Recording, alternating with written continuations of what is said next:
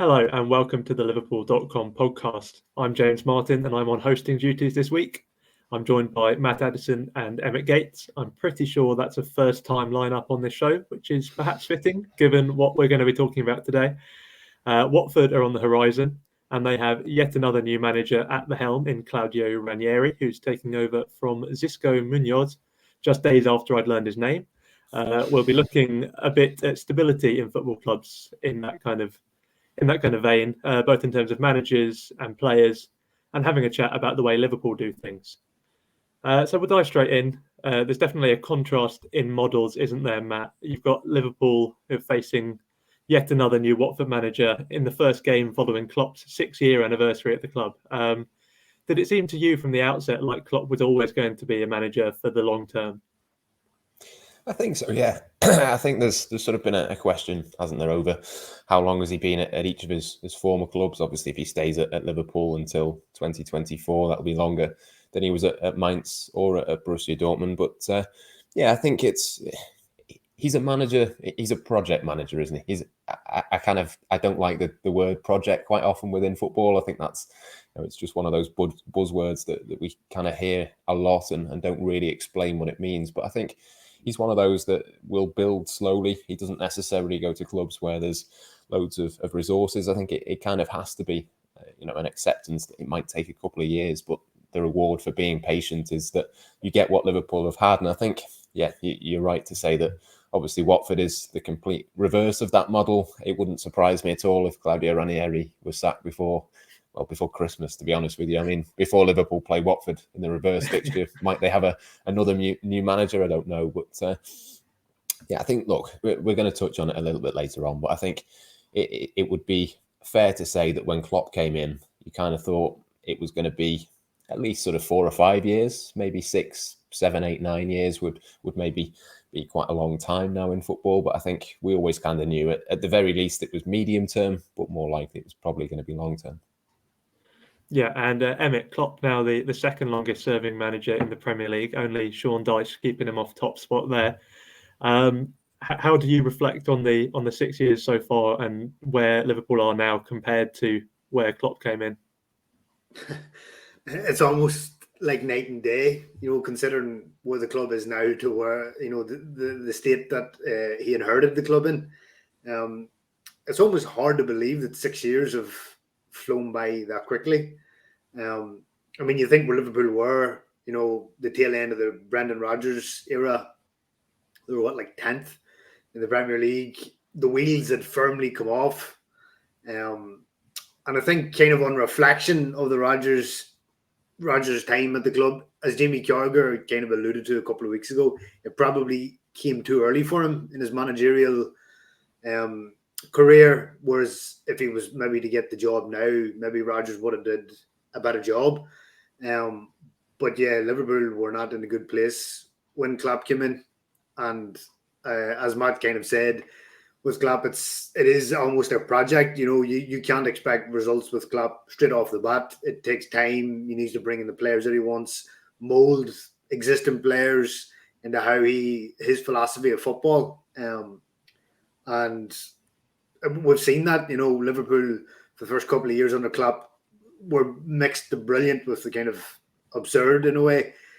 But now over the last couple of years, the patience that's been shown by the fans has paid off, because some of a lot of the football over the last, let's say, 2-3 seasons has been exhilarating, and we've won every trophy, all the big trophies, obviously the Champions League and the Premier League. So yeah, the wait has definitely been worth it. Yeah, for sure. But they'll need to be at their best with Watford on the horizon. Matt, is it an unfortunate time to come up against them with the sort of new manager bounce in full flow? Yeah, I think it possibly is. I think there's maybe a question mark when you have so many managers as Watford has. Does a new manager bounce actually exist? I mean, they have so many of them. I'm sure if it did exist for them, maybe they'd have a new manager for every single game. I don't know, but yeah, it's maybe not the best time to face Watford. You'd imagine, the usual things of players wanting to prove themselves to a new manager, wanting to make sure that, if they were regulars before, they have to remain that. If they weren't on the pitch regularly before, they want to get themselves into a position where they are. I think there's all those sort of obvious things to say around Watford's increase in performance. In terms of like sort of the fans being behind them and stuff like that, I don't know. I think a fair few Watford fans are kind of a bit split on the model that they go through. I think I've seen a lot of people say, it's the right thing. They've done it before and it's worked. A lot of other people that say, well, maybe a different way could also work. And you look a bit more long term, as maybe someone like a Burnley with Sean Dyche has, for example. It's obviously worked for them. Even someone like a Norwich, they've obviously stuck with their manager when they went down. He's brought them back up again. I think there's probably a few Watford fans that would prefer to go down that sort of route. So in terms of the fans, I think it's probably not going to make a huge difference. In terms of the players, possibly it might. But ultimately, Liverpool have got far better calibre and far better quality on the pitch, even with a few injuries. So it shouldn't really make too much of a difference. Liverpool have played far harder teams than Watford and beaten them. So yeah, it's probably as bad a time as it could be to face Watford, but Liverpool should still win. Watford actually had a bit of a patented kind of new manager slump, didn't they? Towards the end of their last day in the Premier League, they tried a little new manager bounce trick with Pearson, and then sacked him with 2-3 games to go, and yeah, that really didn't work out for them. So, as you say, Liverpool perhaps not as worried as they might be with other teams changing the manager. But Matt raised an interesting point there in terms of the way fans want things done and whether really there's one right way of doing things or not. Emmet, you look at a team like Chelsea, who I suppose are the big team equivalent of the Watford model of sack and then get success, and if it doesn't come, sack again, hire again, and it seems to work for them. Do you think there's a correct way of doing things, or do you think it's just dependent on circumstances at different clubs? Yeah, I do think it is different circumstances at different clubs, because when you look at the Chelsea's history, it's almost head scratching. They keep doing it time and time again. They sack managers and they'll either get to Champions League finals or win Champions Leagues. It kind of goes against logic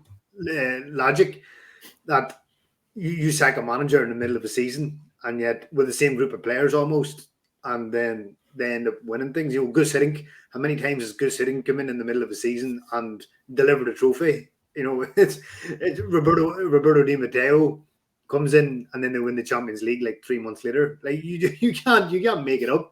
It goes against logic, football and logic. But I don't think the Chelsea way of doing things should not be replicated by other clubs, because I think it's almost unique to Chelsea somehow. I don't know how they make it work, but they clearly do. Obviously, Thomas Tuchel coming in January, taking over from Frank Lampard, the exact same group of players, and he takes them to winning their second Champions League, 4 or 5 months later. Like, you can't, what can you say? Like, it just makes no sense, but they seem to, it is a model that seems to work for Chelsea. It's just chaos, almost organized chaos. But I think fans would more prefer, if you had the Chelsea model on one scale and the Liverpool model with Klopp on another, I think most fans would take the Klopp model, long-term thinking, planning ahead, as opposed to just, hiring and firing managers every 6-7 months. But yeah, it's hard to even articulate how Chelsea managed to pull it off time and time again. I'm not a Chelsea fan, but I'm assuming you would think when a new manager comes in, he's like, oh yeah, we might actually win something here, because they have a history of it somehow. But I think if you ask the average fan, yeah, they would want the Liverpool Klopp model as opposed to the Chelsea, the crazy Chelsea model. Yeah, I think even some Chelsea fans were kind of hoping there'd be a bit of a sea change with Lampard. I mean, they quickly forgot that when Lampard was out and Tuchel won them the Champions League, and I'm sure they're over it. But yeah, there's definitely, I think, that kind of yearning from fans for some sort of stability, some kind of identity.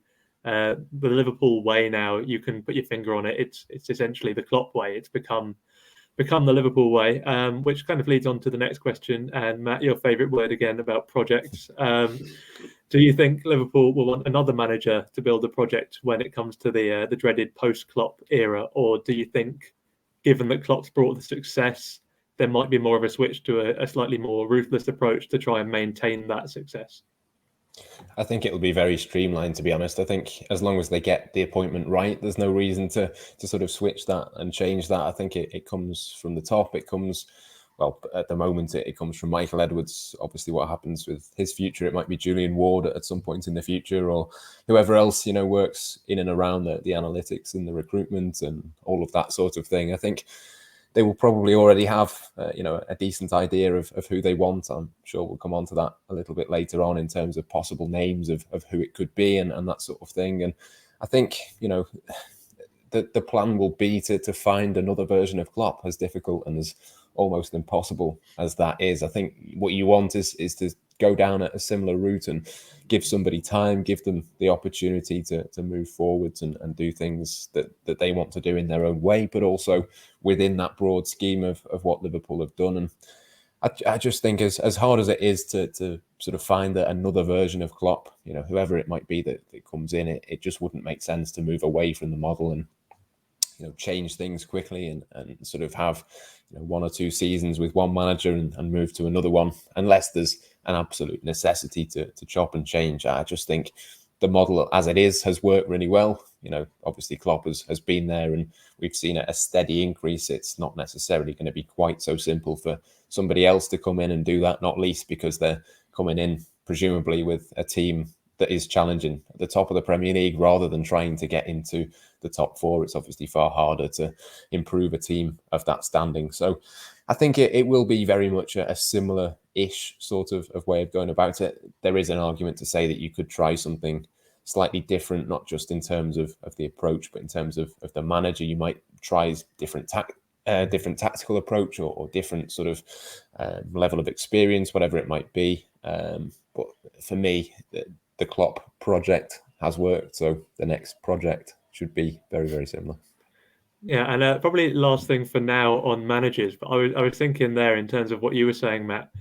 Do you think, how bad a season would Klopp have to have for FSG to pull the plug on him before the end of his contract, if indeed there is anything he could do that would earn him the sack? Well, I think last season was probably as bad as it would ever get for Liverpool, wasn't it? I think that's a testament to how poor it was for a period of time, and they still managed to finish third in the Premier League. I think even if Liverpool had finished well outside of the Champions League places last season, they'd be mad to sort of change it or do anything like that. In terms of how bad it would go, it's almost an impossible question because, for a season, for Liverpool to finish outside, say, of the top six, even with no centre-backs, no midfielders, all of the rest of the sort of stuff that went on last season, outside of the top six would have been a bad performance. It would have been a performance that you maybe would start to have a few questions about the management and stuff like that, but it was just never going to happen. They ultimately finished ahead of Chelsea, the European champions, even with all of that chaos going on. So yeah, it's hard to imagine, I think, a season going worse than last season, even though, of course, they did actually finish it quite well. Yeah. And to bring it back to Watford coming up at the weekend, it's not just managers that are in and out the revolving door at Vicarage Road, it's players as well.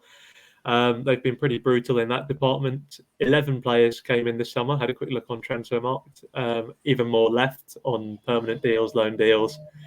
There's a big contrast to Liverpool, isn't it, Emmet, where only Konate came in and then only 4 players actually left for a fee. So is there something to be said for stability in that sort of player department as well? Yeah, absolutely.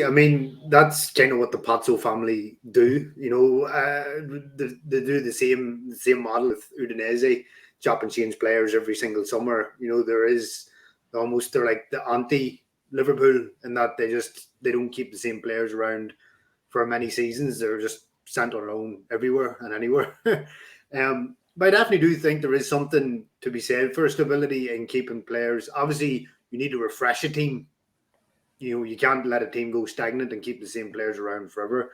That was the success of Sir Alex Ferguson's teams at Manchester United all those years. He knew when to refresh the squad, even selling key players almost against the fans' wishes because he wanted to keep the team fresh and competitive. And you do need that. So there's a fine line between, stagnation and keeping the same players for an extended period of time. But I definitely do feel that's a better approach than the Pozzo family approach, which is just to bring in, an influx of new players every single summer, because it ultimately it takes time for players to get used to each other, knowing how they play, finding a rhythm. That takes time. Like, you're not just going to go in and hit the ground running and know exactly what player X and player Y, which way they're going to run, how they like the ball, etc., etc. So stability is definitely needed in clubs, and especially with someone like Klopp, who has a particular brand of football that takes time to get to grips with. And if you're bringing in, if FSG brought in 7-8 new players every single year, it would take Klopp longer to get, basically, for them to be molded into the style that he wants, and for Klopp to implement the type of football that he wants. Yeah, that's true. And Emmet touched upon the sort of fine line there, Matt. Would you say that's the line Liverpool are generally towing correctly, or do FSG ultimately need to do some more freshening up, do you think? I think it's just about being the right balance up to now. I think there's obviously always question marks if Liverpool don't go out and spend and don't bring one or two players in. We've said it plenty of times. I think for all of us, we'd quite like one or two more in the summer in certain areas, certainly in the attack, probably in midfield as well. But I think all it does is push that back to next summer. I think next summer has got to be sort of 3 or 4 players. It's not going to be wholesale changes, but I think there's certain question marks about the midfield next season. Obviously, there's question marks at the moment about Alex Oxlade-Chamberlain, for example. In future, there might be certain question marks to think about in terms of, possibly Naby Keita. There's a big decision to make on him over his contract, because I think he's the same 2023.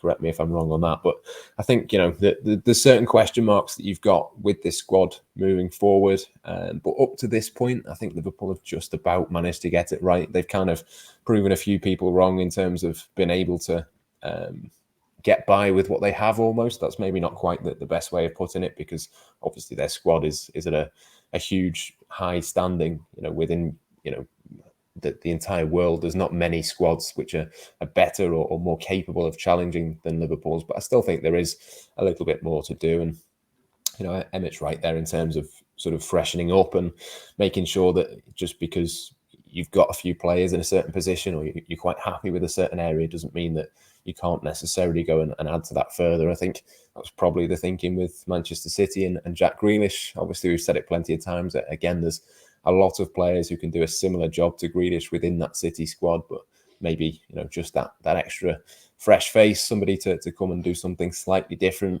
It's a very expensive way of sort of solving that problem, but it is a solution for them. Again, there's question marks over their recruitment in terms of should they have got a number 9?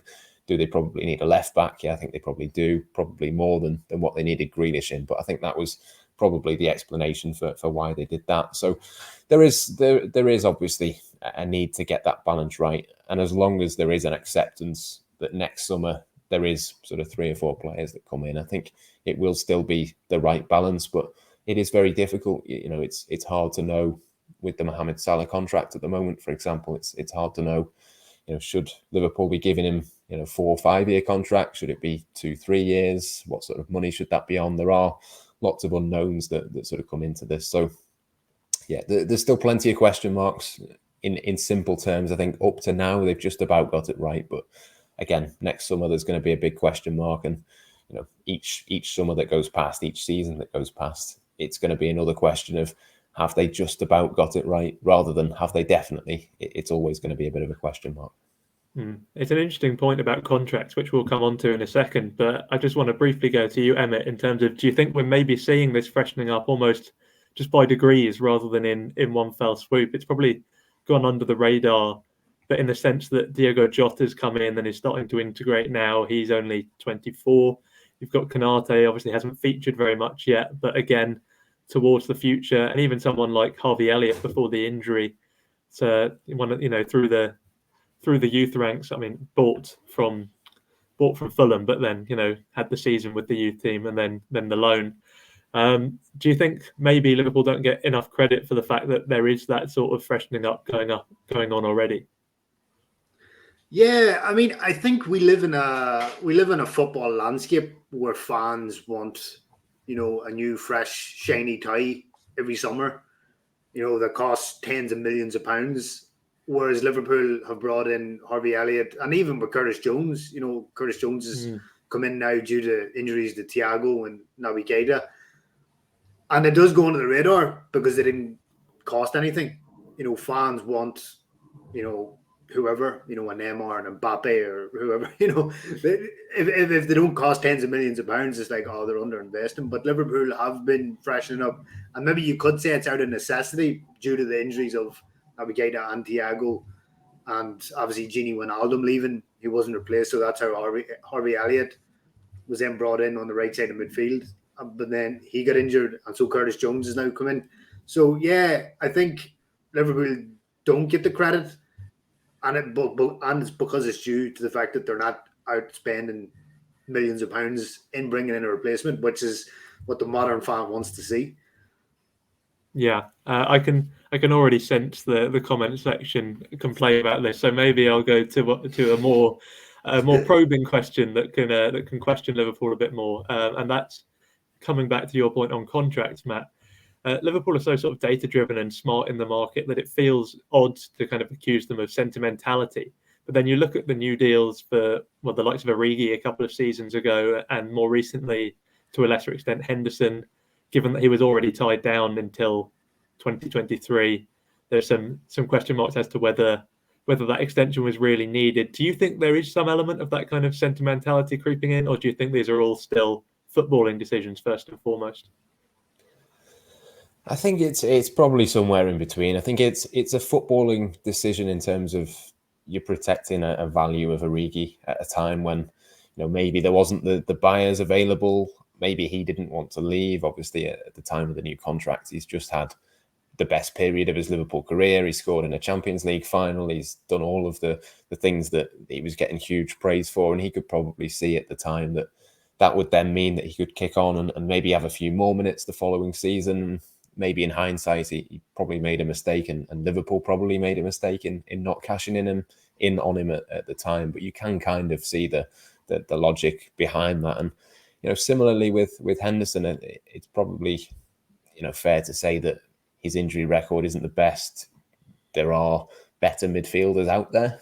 That's not to say that he's not a very, very good one, but I think there's other elements that come into it with him as well in terms of the leadership. There were certain suggestions from some quarters during the summer that if Henderson didn't get a new contract, he might move on.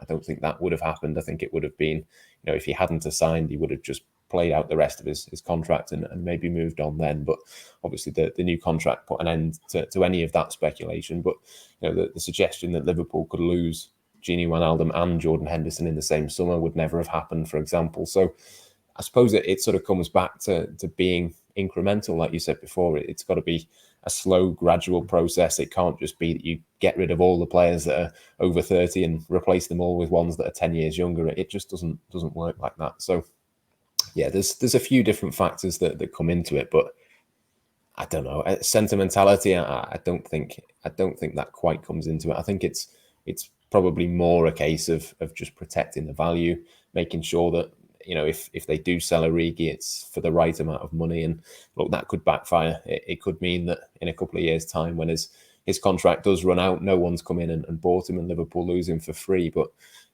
yeah, the reverse of that is that if COVID hadn't have happened, if all of the sort of uncertainty around the market didn't happen, maybe there would have been a buyer somewhere else. So yeah, it's a bit of a calculated gamble. I think that one, it was a mistake, but it's only a mistake in hindsight. And coming full circle on that point, Emmet, do you think maybe Liverpool could benefit from being a little bit more like Watford in this one very specific way in terms of just that kind of ruthlessness on player contracts? I mean, you look at specific examples, maybe they decided to cash in on Igalo a few seasons ago, didn't they? Banked 50-odd million from China or something mad, despite the fact that he was scoring well. I mean, it's not directly comparable to Origi, but that in the sense that he'd hit form and the club sensed maximum value and cashed in and reinvested. Do you think you think that's maybe what Liverpool need to be looking more to do, or are you happy with the current model? I think you walk a fine line between, striking when the iron is hot, and in a situation like Origi, where if Liverpool had have sold him 2 years ago, they could have maybe received 20, 30 million for him off the back of his Champions League exploits. Whereas now, he didn't really play. He played like 9 games last season in all competitions. Klopp clearly sees him as a periphery player. But the fact that he wasn't playing, in addition to, as Matt talked about with the pandemic, meant that there was no real suitors for him. Because he wasn't playing, he's not in the shop window, and therefore clubs aren't really willing to take a punt on him when money is tight. It is something you could maybe look at, say, the Mo Salah situation. So should Liverpool sell him now when they could, get the most profit for him? Or do you just sign him to a contract for the next 2 or 3 years and then let him walk away for next to nothing?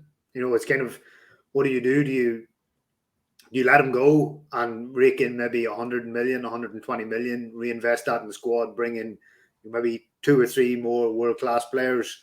Or it's it's a conundrum, really. It's, do you stick or twist? It's hard to say, and obviously it's only the benefit of hindsight further down the road where we know if the club make the right decision. But it's very difficult, but there is a history of clubs, doing that well, striking when a player is at the peak of his form and selling them. But again, it all depends on your replacements. If the replacements aren't good enough, then the club look foolish.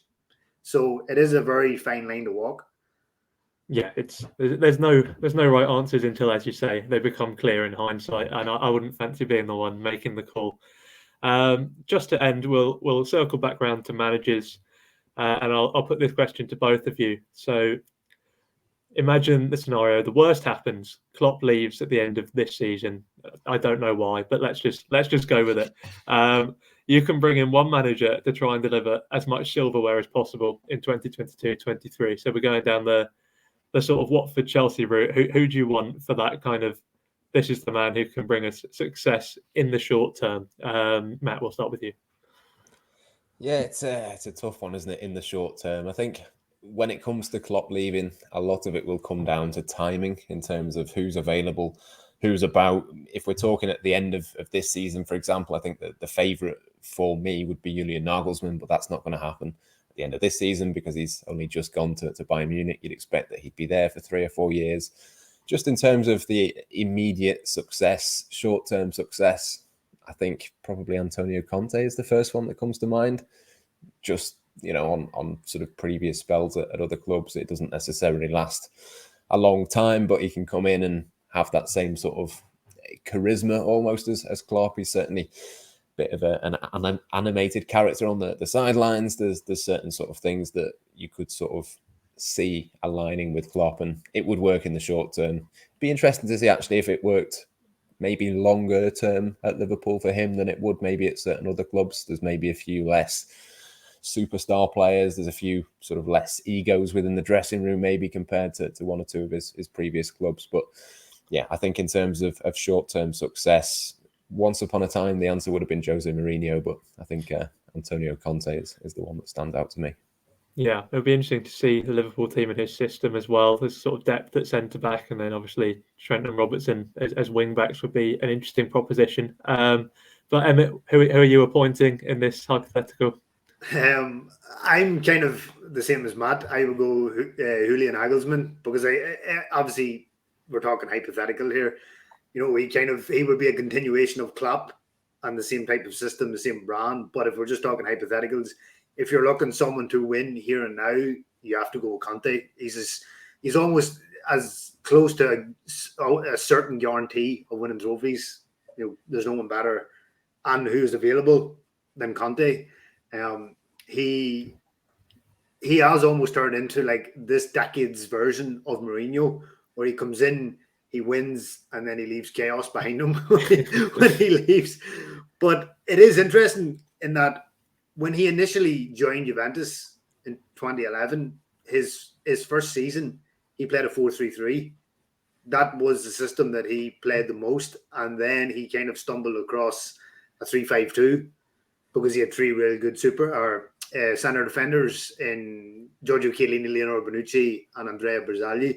And then that's when the 3-5-2, Antonio Conte, then that kind of became his standard system. So, I mean, he could revert back to a 4-3-3 at Liverpool, considering they've been playing 4-3-3 throughout Klopp's reign. Or, obviously, Liverpool have a wealth of central defenders now, so he could try to implement a 3-5-2, and we could see Virgil van Dijk, Ibrahima Konate, and your favourite, James, Joel Matip, all starting together. But the thing is, you just have to, do you want to take the baggage that comes with Conte, the continual whining about not getting this player and that player, and he's not a man to hold in his feelings. He will say them publicly, what's on his mind. But as Matt said as well, he shares the same intensity as Klopp on the sideline, and he will, again, like Klopp, he will make players better. You only have to look at the Italy side that he inherited, and he took to the quarterfinal of Euro 2016, which is arguably the worst Italian side in 50 years. And they were penalty kicks away from making it into the semi-final. So Conte has shown that he can work with what he has. He demands signings, but he also can work within a certain type of framework. And Liverpool squad, as we've kind of talked about, is pretty good as is. So, yeah, Conte, I think, he'd be the obvious candidate to take over. Well, Emmet, you've paid off your debt there by giving a shout out to Joel Matip. He did a piece the other day on the three best signings of the Klopp era, and I was horrified to see Matip not make the cut, even in the notable mentions section. Outrageous, but yeah, sorry, forgive me, James. you're forgiven now, and that is an interesting note on which to end, but I've enjoyed our discussion. Thank you very much to Matt and to Emmet. This has been the Liverpool.com podcast, and I hope you'll join us again next week.